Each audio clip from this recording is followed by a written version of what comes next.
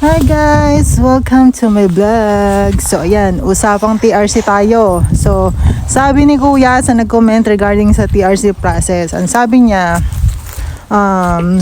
once na may pera ka daw, basta may pera ka daw dito sa Poland, makakapag-process ka daw ng TRC through lawyer. So ito yun Kuya, explain ko sa'yo ha. Ako, nung nag-process ako ng TRC, hindi problema ang pera.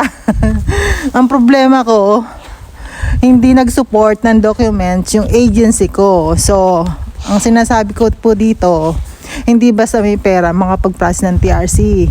Ang kailangan pong gawin is, dapat makahanap kayo ng agency na magbibigay o magpo-provide ng mga documents na gagamitin mo sa TRC process mo.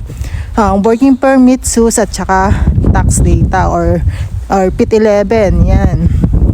So, yung pong mga dokumento na yon is kailangan ibigay sa private lawyer. Pero kung working permit lang ang hawak mo, hindi po pwede.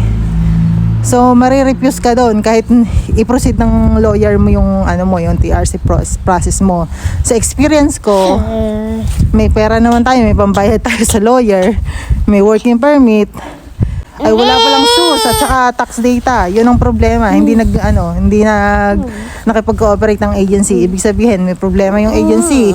So, na-discover ko na yung agency hindi nagbayad ng tax at saka ng SUS ko. So, ayun lang guys.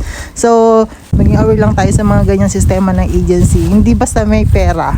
Kailangan may pera at may complete documents. So, ayun po guys. Para po tayo. Say thank you.